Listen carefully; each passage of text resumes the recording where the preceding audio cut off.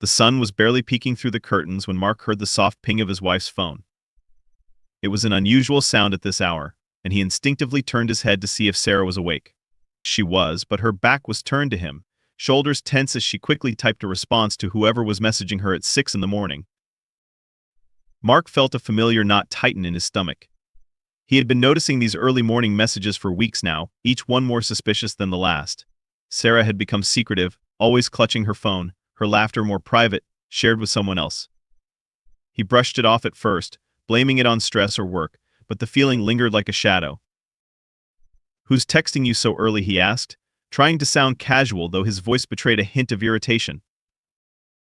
Sarah flinched slightly, then turned with a forced smile. "Oh, it's just Emily. She's having some trouble with her boyfriend again." Mark nodded, but the explanation felt thin. Emily was a friend, sure, but not the kind who texted at the crack of dawn. He decided to let it go for now, focusing instead on getting the kids ready for school. As he moved through the morning routine, his mind raced with possibilities, each more unsettling than the last.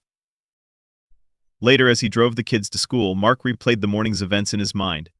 He remembered the days when he and Sarah couldn't keep their hands off each other, when they shared everything. But those days felt distant now, replaced by a growing chasm he couldn't bridge. That evening, Mark resolved to find out what was going on. As Sarah busied herself with dinner, he discreetly picked up her phone, which she had carelessly left on the kitchen counter. His heart pounded as he scrolled through the messages, hoping to find nothing but fearing the worst. The name Emily was indeed there, but as he delved deeper, it became clear that the texts were anything but innocent. The messages were from someone named Eric, and they were far too intimate for Mark's liking. Mark's hands shook as he placed the phone back on the counter. His mind was a storm of anger and betrayal, each thought sharper than the last. He knew he had to confront her, but he needed to gather his thoughts to ensure that when he did, there would be no room for doubt or denial. As he sat at the dinner table that night, Mark watched Sarah closely, noticing every detail, the way she avoided his gaze, how her laughter seemed forced, the nervous energy that surrounded her. It was all he could do to keep his anger in check, to not explode right then and there. "Sarah," he began, his voice steady but cold, "we need to talk." She looked up, eyes wide, perhaps sensing the gravity of his tone. "What's wrong, Mark?" He took a deep breath, each word a struggle. "I know about Eric." The color drained from her face, and for a moment the room was suffocatingly silent. Mark watched as her expression shifted from shock to guilt, and then to defiance. "Mark, it's not what you think," she started, but he cut her off. "Not what I think." "Really?" "Because it looks exactly like what it seems. You're cheating on me, Sarah. While I'm here taking care of our kids, you're off with someone else." Her eyes flashed with anger. "You don't understand, Mark. You've been so distant, so focused on the kids and work. I needed someone to talk to, someone who actually listens." Mark slammed his hand on the table, the noise startling her. "And you couldn't talk to me? You had to find another man to confide in? Do you have any idea how pathetic that sounds?" Sarah's eyes filled with tears, but Mark felt no sympathy. "I tried, Mark. But you're always busy, always too tired. Eric was just there for me." He shook his head, disgusted. "That's a pathetic excuse, Sarah. You chose this. You wrecked our family." As he spoke, he realized how deeply her betrayal cut, how it shattered the life he thought they had. But beneath the anger, there was a resolve forming, a plan to ensure she faced the consequences of her actions. "You know what, Sarah? You can have your Eric. But you're not going to have this family anymore. I'm done." With that, he stood up, leaving her alone at the table, her tears falling silently as the weight of his words settled over them both. Mark stormed out of the dining room, his mind a whirlwind of emotions. He needed air, space to think, to plan his next move. The betrayal was a knife in his back, twisting with every moment he spent in that house. He grabbed his coat and keys and left, the door slamming shut behind him with a finality that echoed in the quiet neighborhood. He drove aimlessly, the streets blurring past as he tried to process the enormity of what had just happened. His phone buzzed with messages from Sarah, each one more desperate than the last, but he ignored them all. She had made her choice, and now he had to make his. Eventually, he found himself parked at the edge of a park, the same one where he used to take the kids on weekends. The memories were bittersweet now, tainted by the thought of what he'd lost. He sat there for a long time, staring out at the empty playground, until the chill of the evening air seeped into his bones. With a sigh, he finally picked up his phone, scrolling through the contacts until he found the number he needed. It was time to call in reinforcements. "Hey, it's Mark. Can we talk?" he said when the call connected. "Mark, man, what's going on? You sound terrible," came the concerned voice of his best friend, Tom. Mark hesitated, the words almost too painful to say. "Sarah's been cheating on me. I found out today." There was a pause on the other end, then a low whistle. "Damn, Mark. I'm sorry. What are you going to do?" "I'm done with her," Mark replied, his voice hard. "I need to figure out the next steps. I need a lawyer, someone good. And I need you to help me with the kids. I can't do this alone." "Of course, man. Whatever you need." "I've got your back," Tom assured him. "Thanks, Tom. I'll be in touch soon," Mark said before ending the call. He felt a small measure of relief, knowing he wasn't completely alone in this. As he drove back home, his mind was clearer, his path set. He would protect his kids, and he would make sure Sarah faced the consequences of her betrayal. When he returned, the house was dark, save for the dim glow of the kitchen light. Sarah was sitting at the table, her face buried in her hands. She looked up as he entered, her eyes red and swollen. "Mark, please, we need to talk," she pleaded, her voice hoarse. He stood in the doorway, arms crossed, his expression unreadable. "I've got nothing to say to you, Sarah. You've said enough with your actions."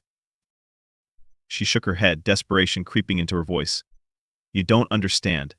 I never meant for it to go this far. I just felt so alone." "And whose fault is that?" Mark snapped, his anger flaring again. "You had a choice, Sarah. You could have talked to me, but you chose to lie and cheat. You destroyed everything we had." "I know," she whispered, tears streaming down her face. "I know I messed up. But can we at least talk about this? For the kids' sake?" Mark's jaw tightened at the mention of their children. "The kids? You should have thought of them before you decided to have an affair.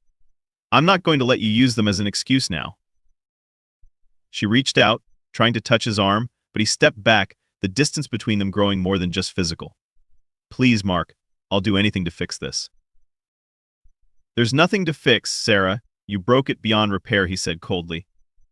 "I'm seeing a lawyer. You'll hear from them soon." The finality of his words seemed to crush her, and she slumped back in her chair, defeated. Mark turned away, heading upstairs to check on the kids. They were his priority now, and he would do whatever it took to protect them from the fallout of Sarah's betrayal. As he stood in the doorway of their room, watching them sleep, he felt a renewed sense of purpose. He would build a new life for them, one free of lies and deceit. And Sarah would have to live with the choices she made. Back downstairs, as he passed the kitchen, he caught sight of Sarah still sitting there, a broken figure in the dim light. He felt a flicker of pity but quickly squashed it, reminding himself of the pain she'd caused. He headed to the guest room, needing space from her, needing to be alone with his thoughts. As he lay there staring at the ceiling, he began to plan his next steps, determined to rebuild his life, one piece at a time. The next morning, Mark awoke with a renewed sense of determination. He had made up his mind Sarah's betrayal would not define his life or his children's future. He had work to do, and he would start by setting the wheels in motion for a divorce. After dropping the kids off at school, Mark drove straight to the office of a lawyer Tom had recommended. The building was unassuming, but inside, Mark found a sense of order and professionalism that calmed him. He was shown into a small, tidy office where a middle-aged woman with sharp eyes and a confident demeanor greeted him. "Mark, is it?" "I'm Linda. Tom spoke highly of you," she said, extending her hand. Mark shook it firmly, appreciating her straightforwardness. "Thanks for seeing me on such short notice, Linda." "Of course. Tom mentioned you're dealing with a difficult situation. Why don't you tell me everything?" Mark took a deep breath and recounted the events of the past few days, his anger simmering beneath the surface as he relived each moment. Linda listened intently, occasionally nodding or jotting down notes. "So, you're looking to file for divorce," she said once he finished. "And you want to ensure custody of your children." "Absolutely," Mark replied, his voice firm. "They're my priority.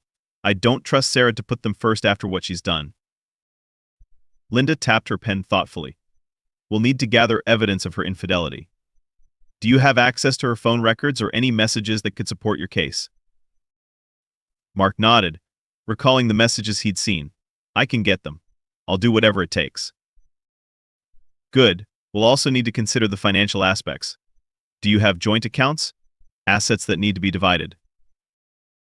Yes, we have a joint account, but I've already started moving my paycheck to a separate one. I want to make sure she can't touch the money I earn, Mark said, his voice edged with bitterness. Linda gave a small, approving smile. Smart move. I'll start drafting the paperwork for the divorce and custody arrangements. We'll need to serve her soon, so she knows this is serious.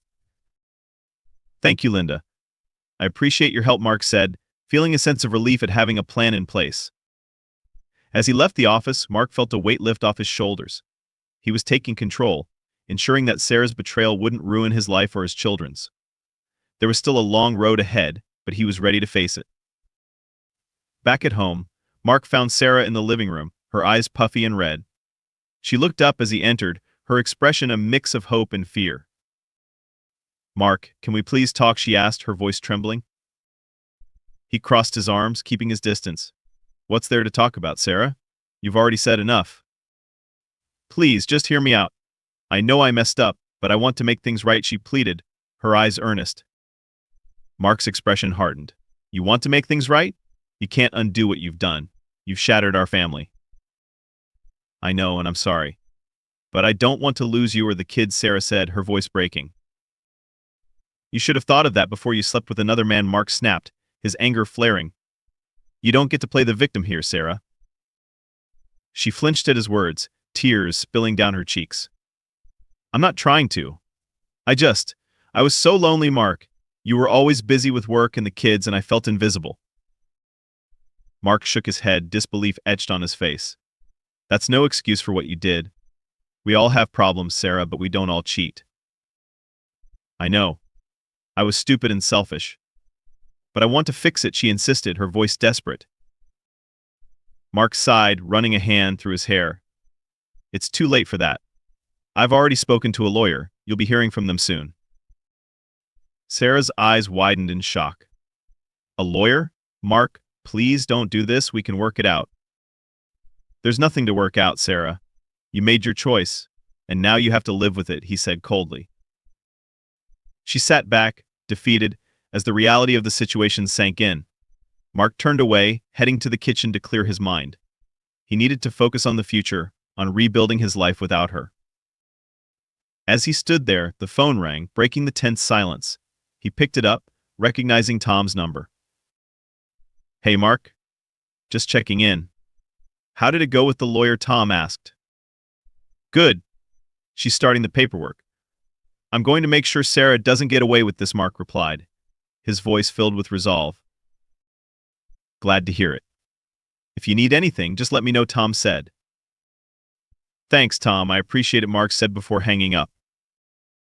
He felt a renewed sense of determination. He would protect his kids, and he would make sure Sarah faced the consequences of her betrayal. There was no turning back now, and he was ready to face whatever came next. The days following Mark's visit to the lawyer were a whirlwind of preparation and quiet tension. He focused on gathering evidence, combing through phone records, and documenting every suspicious message he found. Each piece of evidence was a step closer to securing his future and that of his children. Sarah, on the other hand, seemed to be in a constant state of anxiety, hovering around him, trying to engage him in conversations he had no interest in having. Her attempts to bridge the growing chasm between them were futile, and Mark's resolve only hardened with each passing day. One evening, after the kids had been put to bed, Sarah approached him again, desperation etched into her features. Mark, can we please talk? I know you don't want to hear it, but I need to try. Mark was in the middle of sorting through some papers for the lawyer, but he set them down with an exasperated sigh. Fine, Sarah, talk. But I can't promise I'll listen. She sat down across from him, wringing her hands nervously. I've been thinking a lot about what happened. I know I hurt you, and I know I've lost your trust. But I want to make things right, for the kids' sake. Mark's eyes narrowed, his patience wearing thin.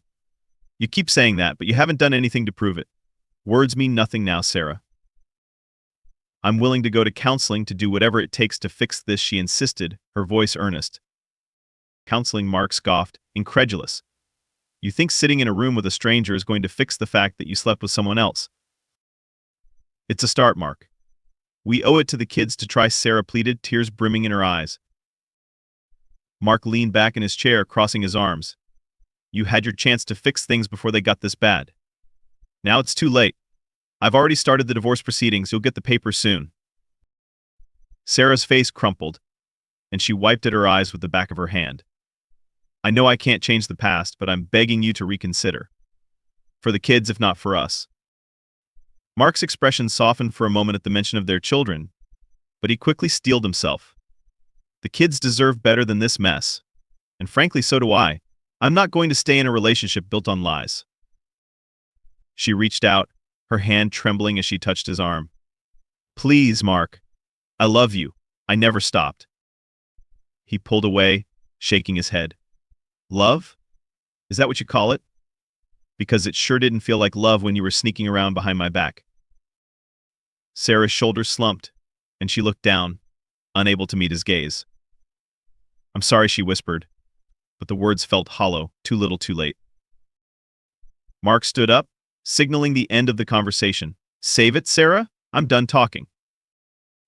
He left her sitting there, retreating to the guest room that had become his refuge. As he lay in bed, he couldn't help but feel a pang of sadness for what they'd lost.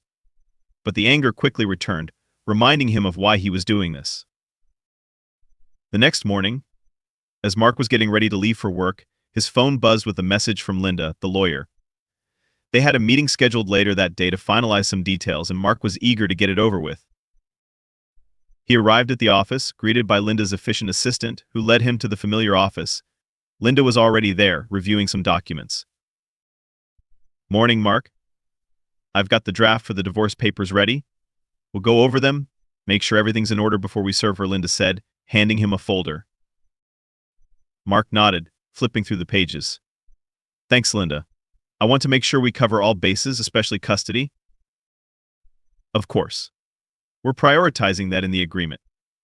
Given the evidence you've provided, I'm confident we'll secure full custody, Linda assured him. Good.